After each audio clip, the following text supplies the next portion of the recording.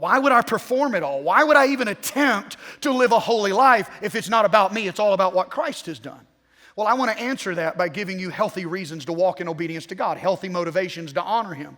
But there are a lot of unhealthy reasons that people obey God. A lot of reasons church people every day obey God for inadequate and unhealthy reasons that make us slaves instead of sons and daughters. So before I get to the healthy reasons, let me quickly walk through some of the unhealthy. And I call them inadequate motivations because if your motivation for obeying God is one of the ones I'm about to mention, they will never keep you walking in obedience. That's why they are inadequate. Here's number one, unhealthy, inadequate reason for obedience. Someone will find out. This is compliance based on fear. Some of us actually perform really well because we're afraid somebody else will find out if we don't. So the fear of being exposed becomes our motivation for living a good life. But here's the problem. If the fear of someone finding out is your motivation for obedience, one day we're going to come to a place where our care about is less than our want to. And our desire for whatever we want is going to become greater than our fear of being exposed.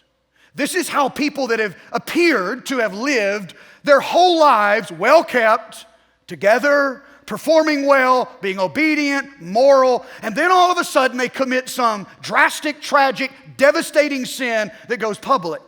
Because when you've lived your whole life with the opinions of other people as your motivation for obedience, there is going to come a day when your desire for it, whatever it is greater than the concerns of other people in your life. Someone finding out is never an adequate reason to walk in obedience. Number two, God will hate me. Do you realize that in our country, there are far more people that used to go to church that now don't than the number of people that actually attend church? So there are far more church dropouts in America today than there are current church attendees. Why is that? Now, we could talk about a lot of reasons today, but one of the main reasons is because a lot of these people tried church. And they left feeling that this is not a game they could win. There are so many rules that they just don't think they'll ever be able to measure up. And they got enough other junk going on in their lives that they don't want to come to church every week and be reminded of how miserably they are failing God. They think God hates them, so they just stay away.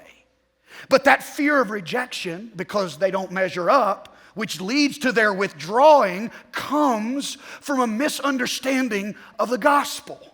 When you understand the gospel, when you realize that God's wrath for sin was satisfied through Christ on the cross, as Isaiah 53 says, our punishment was placed upon Him. When you realize that, you quit being afraid of God, you quit trying to run from God, and you start running to Him.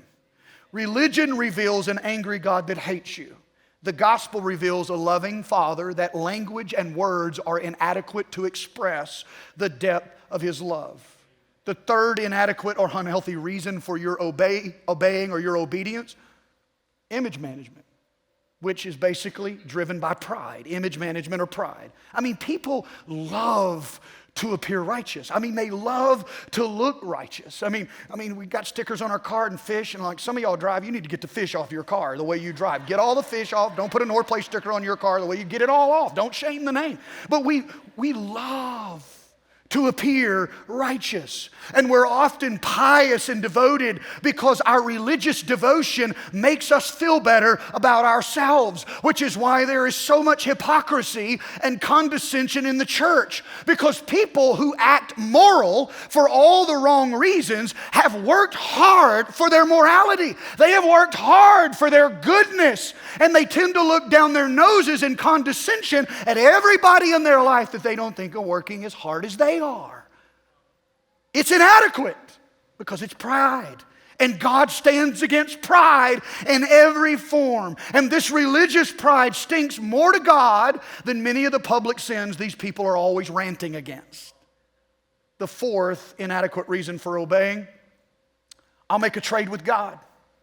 A lot of people think God trades marbles, that He's open to a swap. Like, this is what it sounds like in a prayer life. Okay, God, I'm going to obey. I'm going to perform well. I'm going to be devoted. but this is what I expect in return. I'm going to go to church. I'm going to pay my tithe. I'm going to help the missionary. I'll go to the homeless shelter. I'll serve the poor. I'll volunteer, but keep sickness and suffering away from my house. Let all go well with me. But when your obedience to God is a trade, and then suffering does come into your life, you get disillusioned. Because you think that your obedience was making deposits into your God account, and now you need to make withdrawals, and God isn't working the miracle. He's not opening the door. He's not healing the sickness. You think that God is now not living up to His end of the deal. But here's the problem. God never agreed to that deal.